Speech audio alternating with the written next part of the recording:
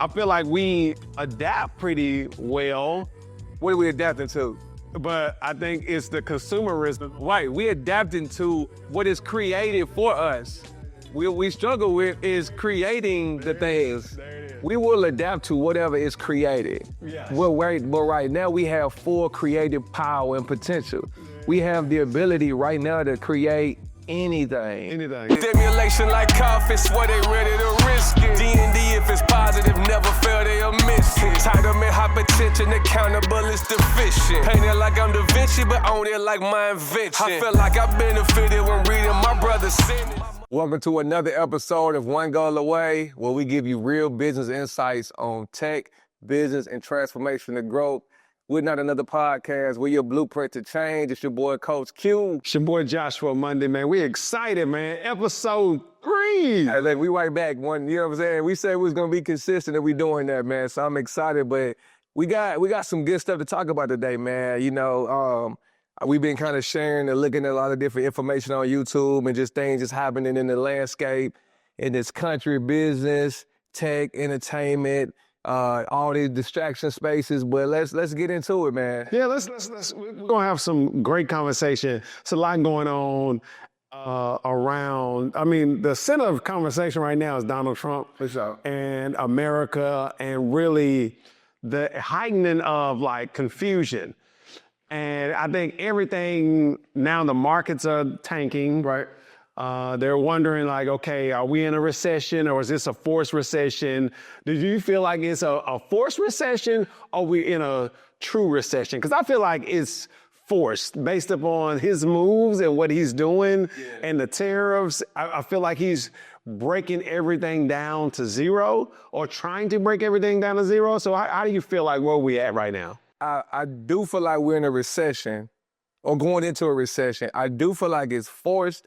But here's what I think, though. I think Trump is the face of all of this stuff. Right. But there's been a lot happening behind the scenes. And I think, like, with the pandemic and with all that money that we put out in the ecosystem and the inflation, it's been so much that's been oversaturated and overvalued and overpriced. So if you really think about it, just like domestically within the United States, like real estate is overpriced. A lot of companies are overvalued. Everything is out of balance, right? And then across the waters, I think, and because I watched the video and they put it into perspective, they said a lot of things have been, like a lot of dominance has been put into place via tariffs. And that's how we control a lot of relationships. Trump is just doing things at an accelerated pace, and he's bringing a level of chaos to it that makes it seem hard to manage it, you know, so it's not very orchestrated, but it's not like something that's out of the ordinary. I think it's a standard approach. It's just a wild, you know, you got like you got a guy in there that don't fully understand, because he's all about like respect, and his ego is driving his approach. So his approach is what's different. Not just, hey, because we didn't really, like, that don't usually make the news. Like, that's not if Clinton or Obama increased to, like, they don't get on the news and be like, Canada, I'm be like, they don't do it. That's Trump's, like. It's that grandstanding. It's that grandstanding of, like, I'm going to go tariff for tariff. Yeah. And I'm going to create so much confusion that you don't know what's true, what's not true, what's happening, what's not happening. And it just creates a volatile market where you don't know what moves you need to be making in regards to your business, because when you look about government contracting, you don't know if that's still a thing or not, because you have the Doge and they're going through government contracts. Now they're trying to get rid of the minority. Yeah, that's on the more than check that was on there. So it's like the Minority Development Agency, where they kind of help you get towards some things. So it's like a whole lot of things happening where they're eliminating opportunities. But I'm sure there are some opportunities to really take advantage of when it comes to these tariffs and the federal government. Because I mean, federal government funds a lot of things. Yeah. And can we get efficiency? Yeah, I'm sure we need some efficiency. But the approach and how they're doing this efficiency thing is man, it's chaos. I think like what Trump is doing is, yeah, there needs to be some efficiency, but that ain't the goal. The goal is not efficiency. Like Trump and Elon and a lot of these people's end goal is to create a level of sustained dominance. And they feel like right now, especially in America, number one, like it's even the video is a guy, he said, it's a white guy. And he was talking about why I voted for Trump. Did you see that? I didn't watch it. And he was like, basically he said, he was talking to his son and his son's like, Dad, why you always capping? Like, tell me the truth. So he was like, I like to say I voted for Trump because of the Hispanics are coming over here and doing this and because I'm scared of this and because of this. He was like, man, the honest truth is, I voted for Trump because I feel like he's going to help us sustain white dominance. And I feel like white people, if we have to give up too much, then we're not going to hold out control. And I think Trump represents sustained white dominance, sustained dominance of, so that make America great is an action word. Yeah. And it's like, hey, we're not going to chill. We're going to proactively ensure We're great. that no matter what goes on, we gonna keep the power, even if we outnumbered. Yeah. Because numbers don't like population don't matter. It's who in power, who got the money. Yeah. And 100 people controlling 1 million people. If they got all the power, they got all the money. So Make America Great Again represents that level of white dominance. And then you got somebody like Elon. He's just another wild card renegade person that I feel like.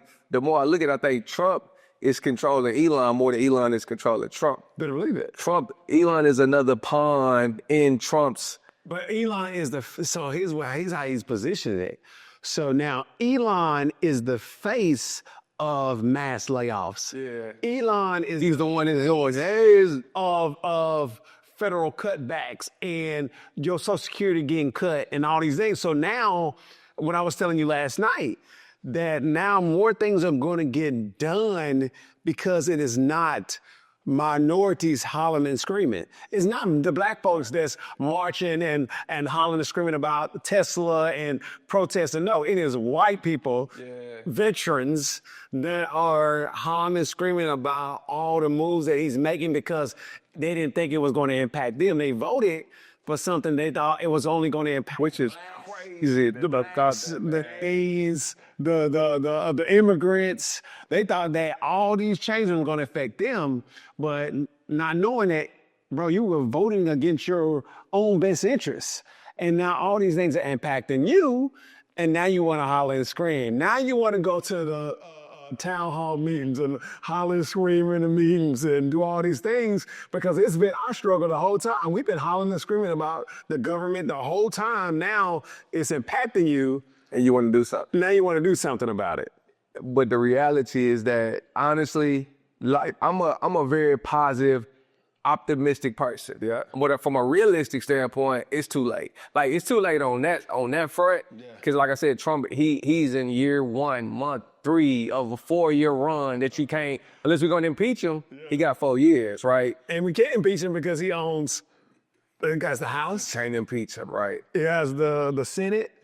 He has all the judges. And you would like to think in that whole Supreme Court thing, he's getting ready that play a long time ago. Bro, listen, look. People's number one problem is they underestimate Donald Trump's intelligence or understanding of how things work. Even if you don't think he like the smartest when it comes to books, Trump understands people. He understands how to sell. He understands emotions. He understands how to inspire and get people going. He studied that. Somebody put me on this, my homeboy, shout out to Frederick, man. We had a real good conversation. And we was talking about how Trump was raised in a lot of these principles about law of attraction and the power of positive thinking and stuff. His dad put him on that stuff a long time ago.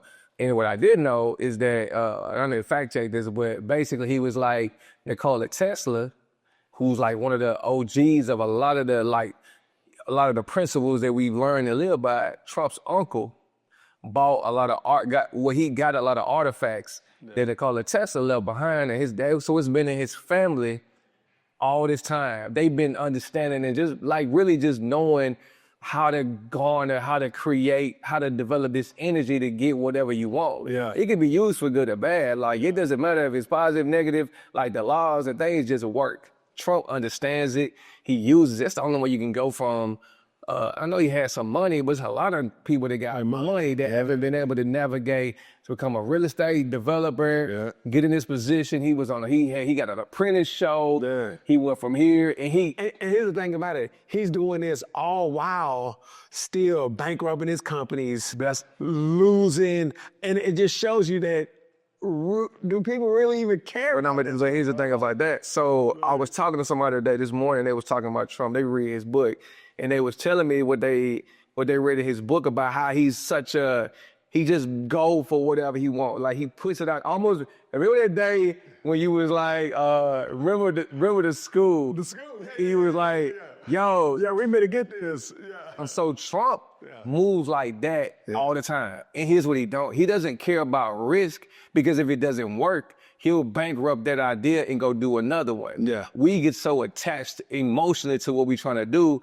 If it fails, it's gonna really affect us. Trump doesn't. He don't care if it fails or not. Right. He'll close his business down, start a new one, shut down the casinos up here, start new ones, close all the hotels down, bankrupt everything and redevelop it. He's not emotionally attached, which allows him to like live in this constant place of risk. Right. Because if it don't work, it don't matter. Now, I would say black people or people in general can learn a lot from that, because in living like that, you realize you fail forward all the time anyway. And it's never about not making mistakes. And it's never about, yo, this is my one time to make this work. Like, you do this, you learn. Even if you don't learn, you constantly reinvent yourself. Always. Trump, he's mastered that. Yeah. And because it's almost like, I wonder, how did black people, because we know how intelligent we are globally, right? And we always talk about our dominance and all of this, but we still,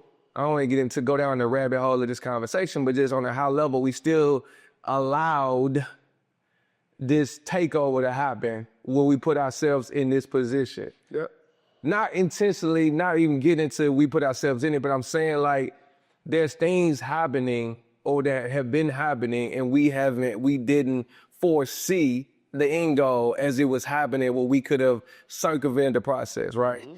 And it's kind of happening right now at the same time. And what I mean by that is, right now, regardless of who you are, you got a cell phone in your hand, you got access to the internet, you got access to AI, if you have access to ChatGPT or AI, you have access to everything, anything that has ever existed, for sure, ever. As I said, right? Yeah.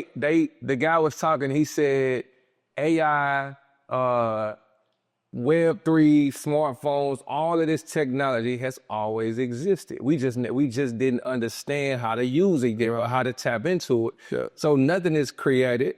Nothing is destroyed. Everything is always here. Yeah. It's in one form or another. What we are learning to do is how to take this, put it into this, and it creates this. We're not creating anything. We're just discovering things that are already here. Yeah.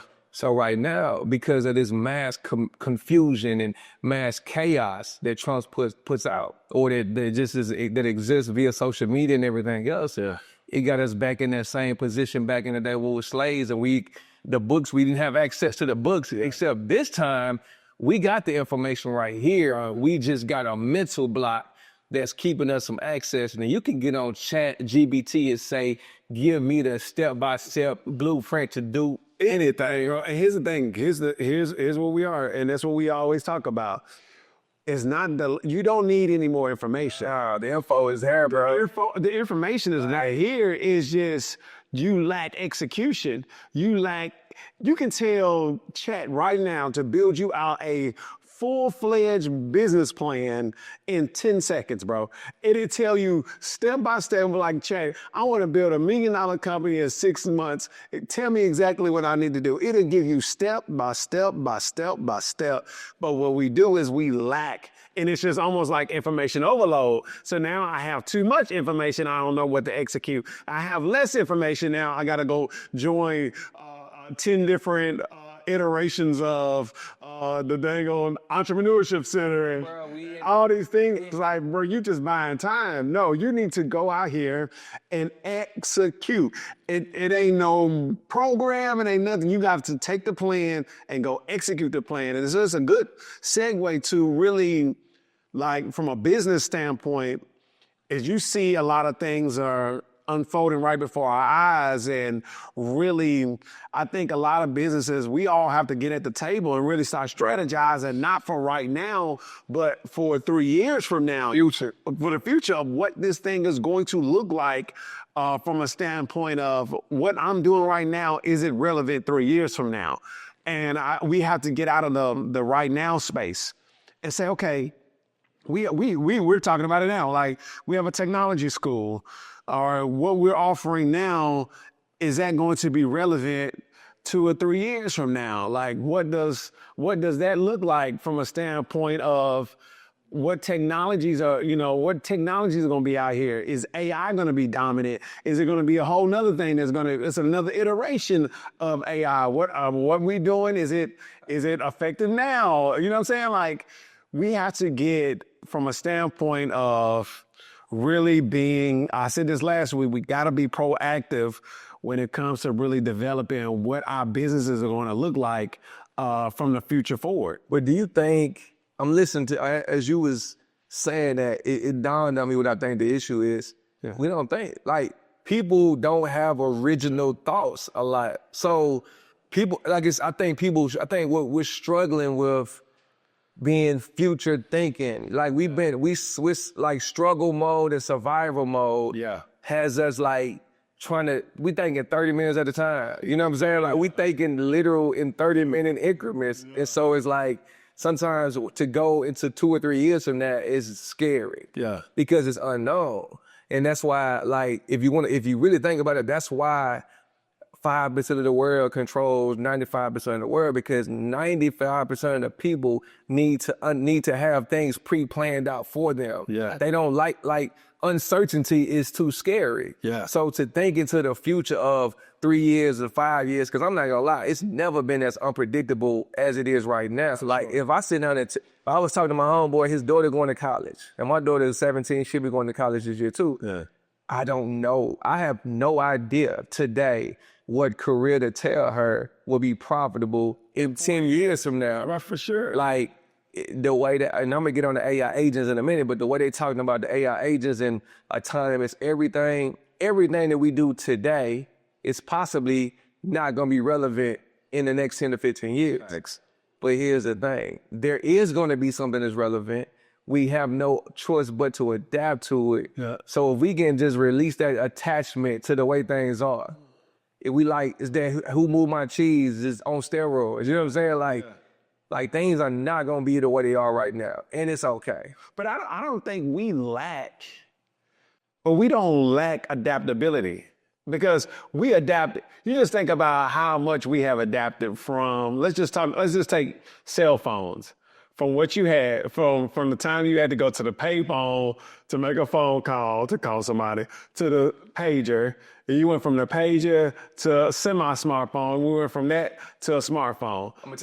Or from a VCR to DVD to now streaming. Like, and those are all entertainment type of tools, but like, you're right. I feel like we adapt pretty well.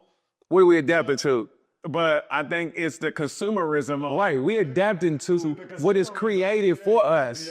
We struggle is creating the things. We will adapt to whatever is created. Yes. But right now we have full creative power and potential. Yeah. We have the ability right now to create anything. Like we talked about, you told me to bring up AI agents. So right now, as you, I'm sure everybody has used ChatGPT. ChatGPT is like a standalone AI text version. Essentially, it's a text large language model. You give it any prompt, and it'll iterate through it and come up with this. It can answer math questions. It can give you instructions and all of that. But what it doesn't do is like do multiple tasks like very well. It's really like a single task based, chat system. Yeah. But what they developing now is agent based AIs, and then agents that are connected. And essentially, an agent is, from a business standpoint, if you're in business, you can just think of if any operation that has a standard operating procedure. So it has like a list of 15 different things it needs to do. You can program an agent to execute all of those tasks simultaneously while navigating all the nuances in between that. Now, imagine now if you connect agent 1 to agent 2 to agent 3 to agent 4, you've essentially created a whole team of agents that can perform tasks, answer questions. They got the same large language model, so if you ask it this, it can think through it, iterate through things, perform things. So these agents, because the guy that owns Salesforce, they already got that built into Salesforce right now. Yep. And he's already predicting that in the next 5 years or so, and I think you posted that, there will not be any CEOs that are running employee-only business. They will be managing agents that are executing work. Yeah. And as scary as that is, right? We gonna get there anyway. So what does the world look like on the other side of that? And how can we proactively prepare ourselves and position ourselves to be profitable in that state? So it's really going to be a game changer, honestly. It's going to be a game changer. So you're not going to lose your job if you know how to utilize this new partner that you're going to have. Well, you might lose the job. You may have to convert what you're doing now into some people have to become we all have to get to a point of being lifetime learners, for sure. We cannot own a skill set and keep that skill set forever. If you were an agriculture person and that you never wanted to learn anything else, when things shifted, you needed less and less and less of those, and you had all these plow machines out there that could do what 100 humans could do, and this machine could do it, automatically, then all those people lost their jobs. And that has always happened during revolution. So that change is the only constant that we got. Yeah. It's just that we struggle with detaching from this emotion that we got of I'm comfort. We have this comfort. We have this comfort place. Mm-hmm. Like we talked about it. So we essentially are in the ocean, and we used to having our heads submerged underwater. Yeah. Can't breathe. We just now popped our head up a little bit, so we can barely breathe. It's hard enough to take. If we stop pedaling for a second, then we gonna go right back underwater. And so it's that feeling of, I can never really allow myself to have 2 seconds to think about nothing else. If I do, I might get swept away in this current. And I think sometimes we're not really in that place no more, but emotionally and mentally we still feel like it. And that keeps us from really ever developing some real proactive things. Yeah. I mean, so you're going to have to learn how to maximize or utilize, because there's going to be people that's programming the agents. Now, these agents it's a workflow. I don't want y'all to get y'all confused when we saying agent is like a person. No, an agent is like a workflow that has tasks that's been programmed by somebody. So I may be, they would call them prompt engineers. So I may be a prompt engineer where I'm prompting this agent to be able to do these set of tasks or these sets of SOPs along, would it be building, anything. So let's just use us, for example. So we have a school. And so we may not need admissions directors anymore. We have agents that we program all the information into, and now they can speak. And it sounds like a human voice, but it's actually AI talking, but it has a list of answers that we have prompted it to say. So you say, how much is tuition? It's going to come back and say it's $10,500. If it says, how often do I have to go to school? It's going to give you all the answers. And somebody is prompting that every single time that they need to adjust or it needs to get this work done or whatever it may be. It's somebody prompting that. So when you start looking at careers, you have to start thinking about, okay, what am I currently doing now? I may be in human resources.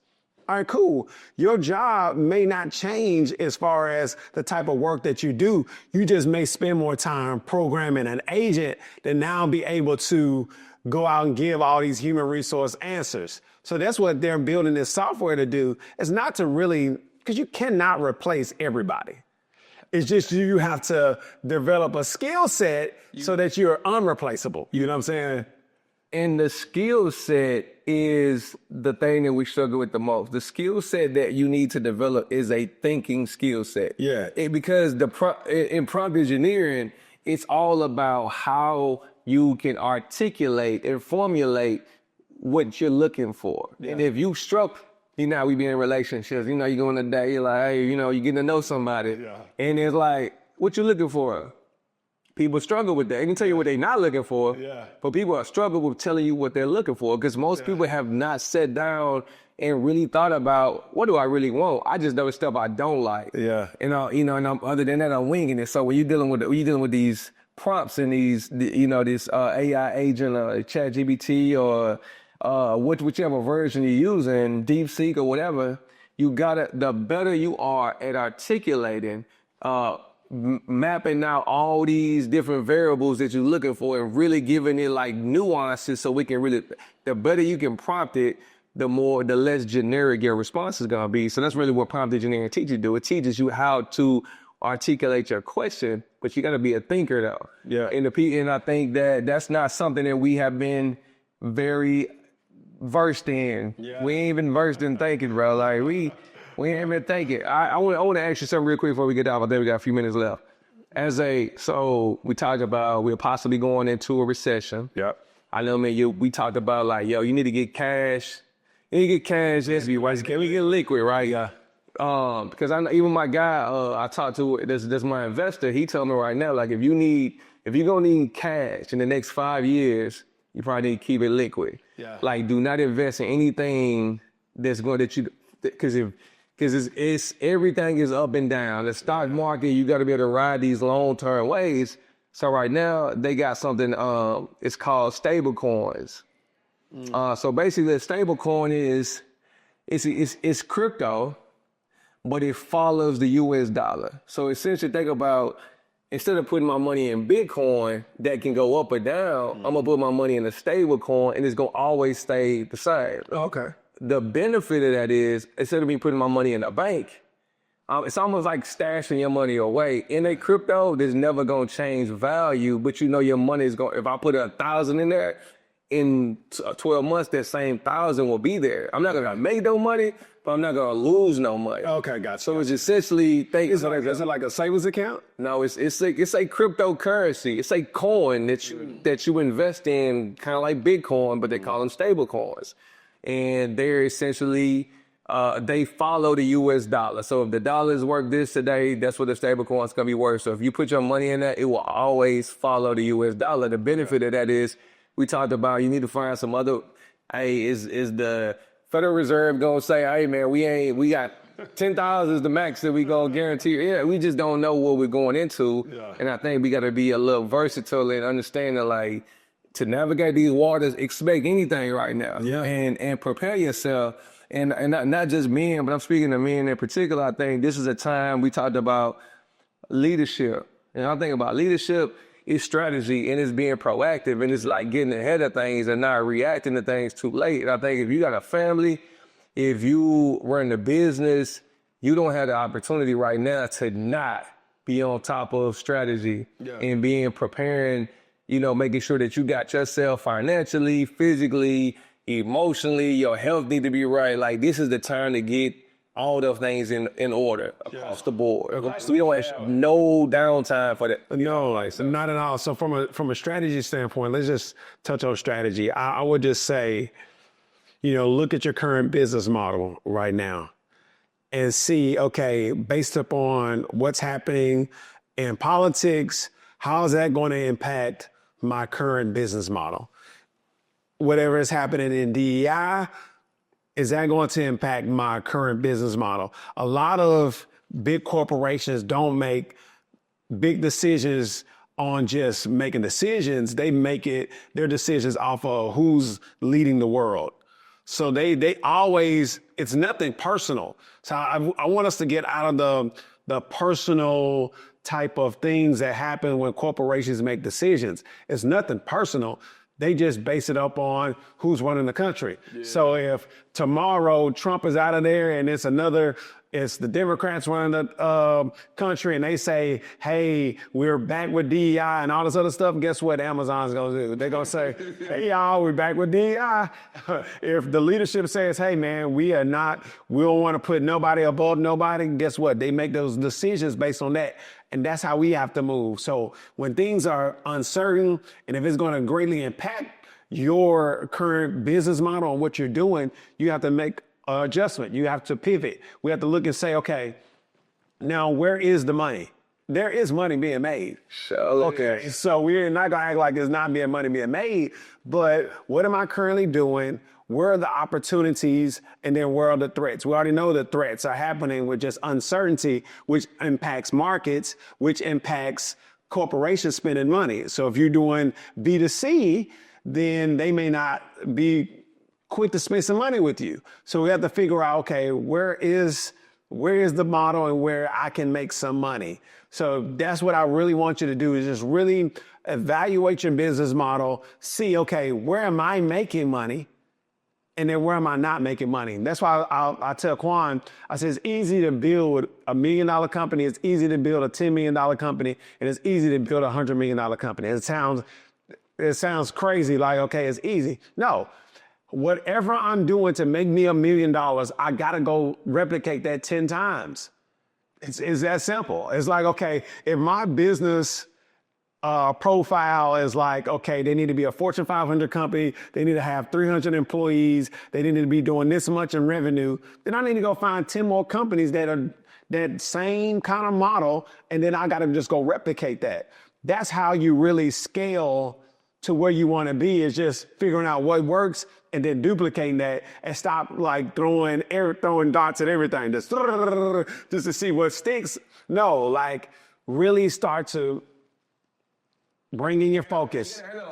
You gotta know. You look at the data. You gotta look at the data and you gotta say, okay, man, where are we making money? Yeah. Where are we not making money? Where do we need to adjust? Where do we need to get a lead? Well, I told Quawn about a month ago, I said, we're not hiring another person because nobody's working 8 hours.